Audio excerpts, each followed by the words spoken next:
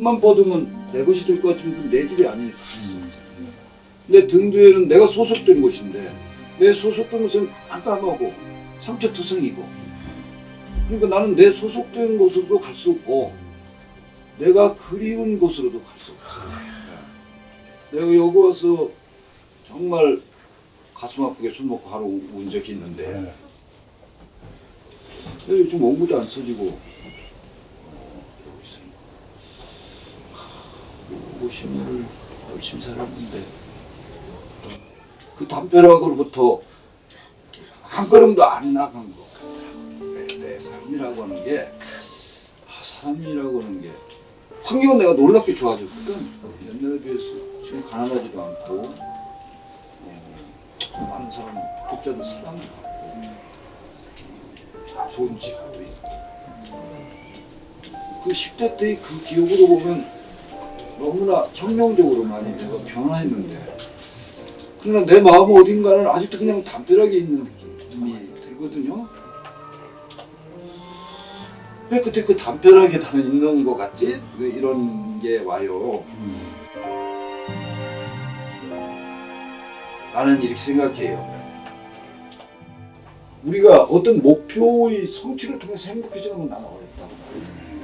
어쩌면 지난간 40년 내 작가 생활은 시행착오에 불과해서 계속 악을 쓰면서 그 담벼락을 떠났다고 느꼈는데, 오늘 보니까 그냥 거기 있는 것 같으니까, 그럼 그 길이 뭘까? 지금까지 내가 수많은 방법을 써봤는데 별로 성공 못한 것 같고, 근데 내 글을 지금 못 쓰는 거죠. 그래서 약간 아까도 뭐 좌추에 있다고 했는데,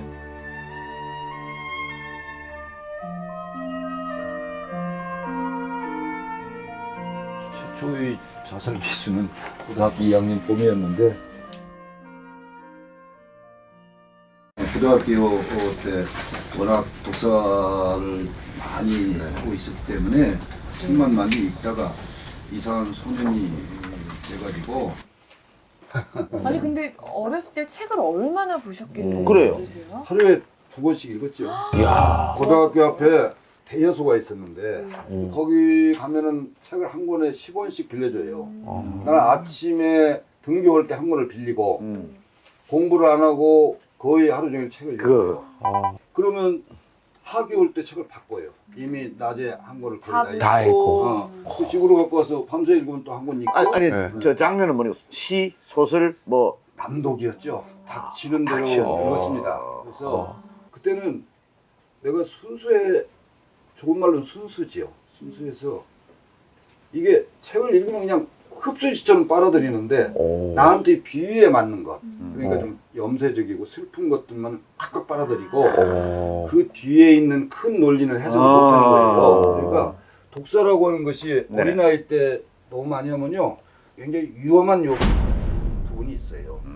오히려 어른이 이해하는 것만큼 전체를 다 이해 못하거든요. 책을 읽어도. 그래서 그 나이에 알맞게 독서 지도를 할 필요가 있죠. 근데 왜 이렇게 책이 좋았습니까? 글쎄, 현실이 덮입니까? 어느 정도? 나의 현실은 너무 어두우니. 그렇죠. 책 속이 더 무궁하고 거기 책 속에는 수많은 길이 있다고 느끼니까, 그래서 아무도 돌봐주지 않았기 때문에 네네. 치유가 아니라 병이 깊어진 거지. 독서를 통해서. 거기서 빠져나오기 네. 싫으셨던 거 아니에요? 빠져나오기가 싫었죠. 싫었고, 그리고 고등학교 2학년 때는 수학여행 가잖아요. 네. 우리는 보통 경주로 갔거든.